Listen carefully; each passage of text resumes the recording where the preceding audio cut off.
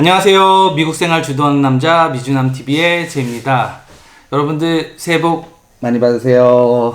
지난 한 해는 많이 힘들었지만 2021년도에는 행복한 한 해가 되시기를 소망합니다. 여러분들이 좋아요와 댓글을 많이 달아주셨는데요. 그 중에 금을 어디에 보관하느냐 질문이 많아서 알려드리도록 하겠습니다.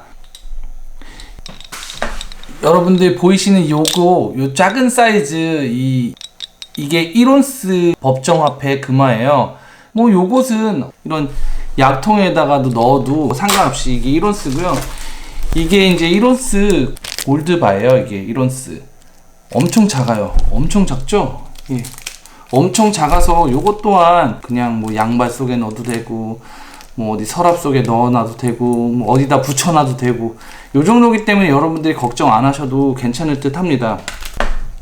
그리고 이게 10온스 사이즈가 되겠습니다. 이게 10온스 사이즈인데요. 보이시나요? 네. 요게 10온스. 10온스 마찬가지도 이게 얇아요. 얇고 10온스짜리도 어디다가 놔둬도 상관이 없을 것 같아요. 마찬가지로 이게 1kg짜리예요. 이게 1kg짜리. 1kg짜리인데 요것 또한 작아요. 작아서 보관하기 용이하실 거예요. 어디다가 숨겨놔도 여러분들 아무도 찾지 못할 것 같아요.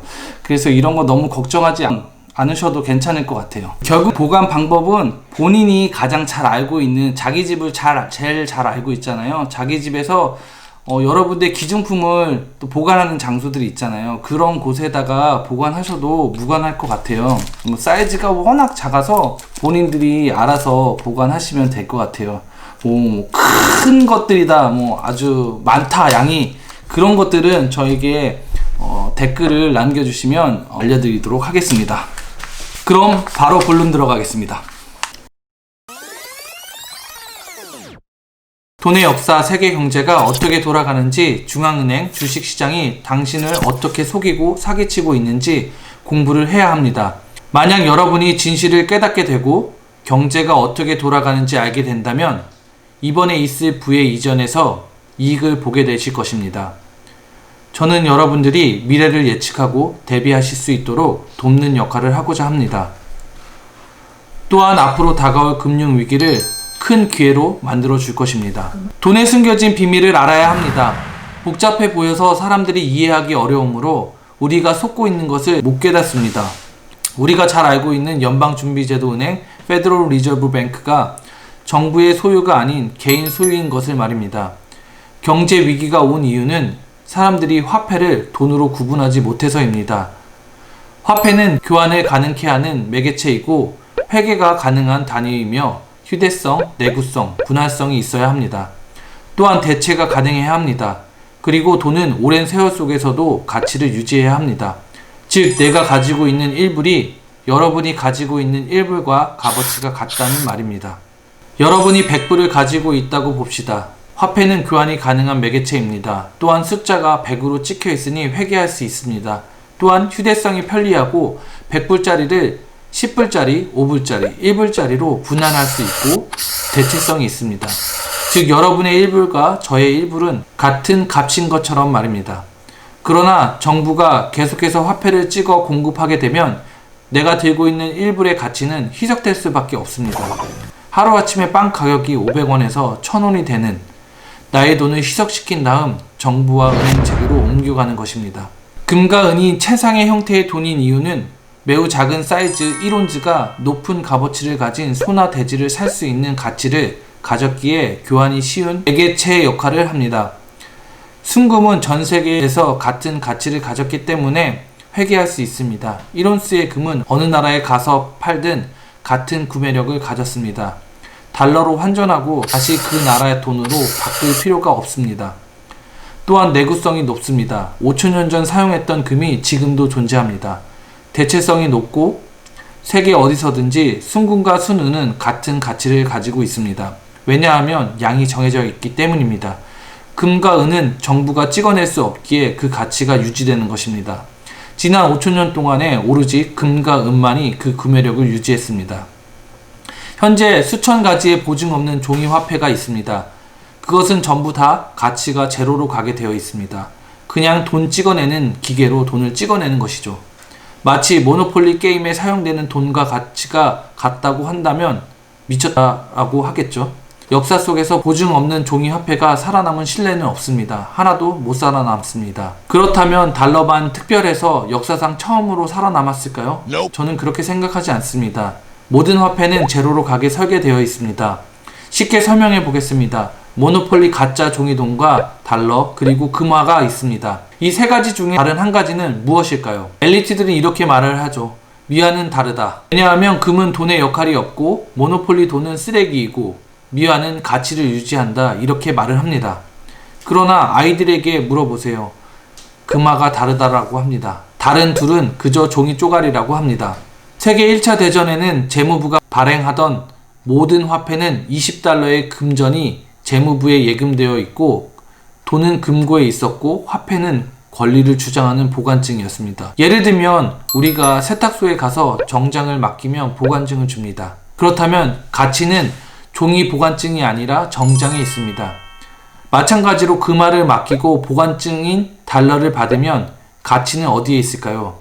미화로 유통되는 화폐는 실제의 돈에 대한 보관증에 불과합니다. 인플레이션의 옳은 정의는 화폐 공급의 팽창입니다. 디플레이션은 화폐 공급의 축소입니다. 화폐 공급이 팽창하면 결국 물가가 상승합니다. 반대로 화폐 공급이 축소하면 결국 물가는 떨어집니다. 정부는 하루도 쉬지 않고 화폐를 찍어서 유통하고 있습니다. 그러므로 물가가 계속 상승하는 이유입니다. 물건의 가격이 바뀌는 것이 아닙니다. 화폐의 구매력이 점점 떨어지고 있는 것이죠. 이것은 화폐의 가치가 떨어지는 것이지 물가의 상승이 아닙니다. 이전 영상을 보시면 아시다시피 화폐가 있기 전에 물물 교환이 있었습니다. 내가 가진 바나나 5개 줄게. 너가 가지고 있는 생선 2마리 나랑 교환할래?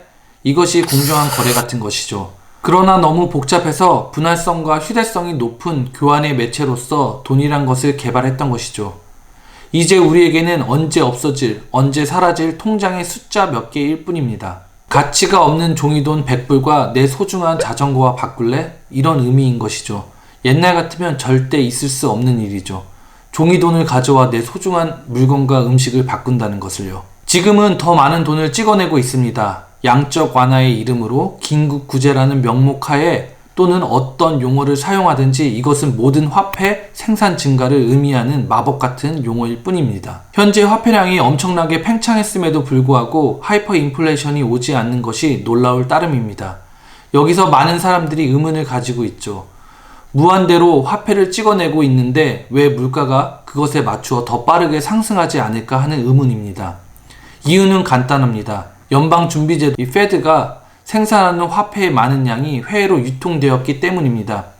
이제는 이해하셔야 합니다. 미국은 많은 양을 생산한 달러를 해외로 보내고 각종 현물 재산인 자동차, 냉장고, 텔레비전, 그 나라의 부동산, 심지어 기업까지 실제 물건을 받고 그들이 종이 조각을 대가로 주는 것입니다.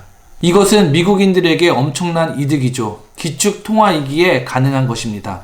그냥 돈을 찍어서 남의 나라의 물건을 사오기만 하면 된다는 것이 엄청난 부를 누릴 수밖에 없었던 것이죠. 하지만 언젠가는 밖에 나간 비둘기들이 집으로 돌아오게 되는 것처럼 때가 되면 조만간 전 세계가 우리는 이 게임을 더 이상 계속하지 않겠다고 다른 것을 찾아야 한다며 그들은 더 이상 원치 않는 달러를 미국으로 돌려보낼 것입니다. 전에 수출한 달러들이 순식간에 홍수처럼 밀려오면 우리가 수출한 인플레이션이 우리에게 돌아오는 것입니다. 그렇게 되면 페드가 화폐 생산량보다 더 빠른 속도로 미국 내의 화폐량을 증가할 것이며 그것의 달러 구매력이 어마어마하게 떨어지게 될 것입니다. 그리고 사람들은 화폐에 대한 신뢰를 잃을 것입니다. 지난 5천년간 어떠한 일이 벌어지면 무엇으로 돌아간 줄 아시나요? 금과 은으로 되돌아갔습니다. 역사 속에서 계속 반복되는 패턴이 있습니다. 인류는 똑같은 멍청한 실수를 반복한다는 사실입니다. 끝은 항상 언제나 금이 가치 없는 화폐를 파기하며 끝이 납니다.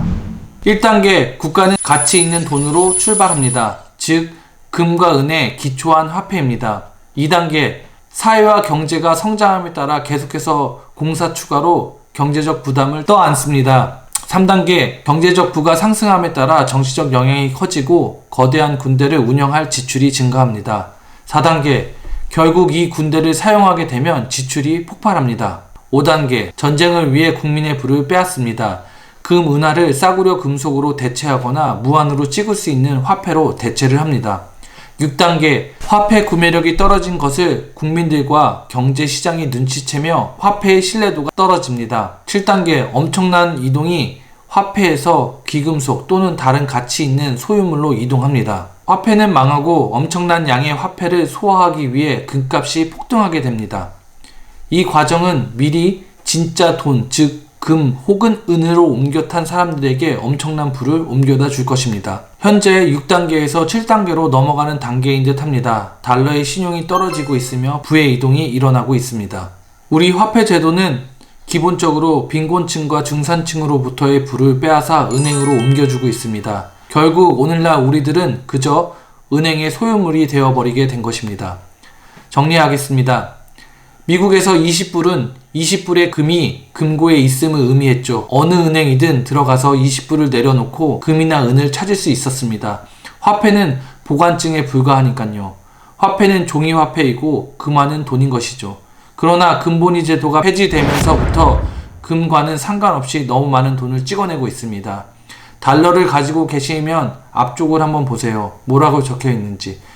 더 이상 본질적인 가치가 전혀 없는, 뒷받침되는 것이 아무것도 없는 화폐를 찍어내고 있다고 밝히고 있습니다. 이 지폐는 공적이든 사적이든 모든 채무를 변제하는 법적 효력을 갖고 있는다. 즉 세금이든 상품이든 지불 수단으로 사용할 수 있는 의미이니 이 지폐는 돈이다. 자기들이 선언한 거나 다름없습니다.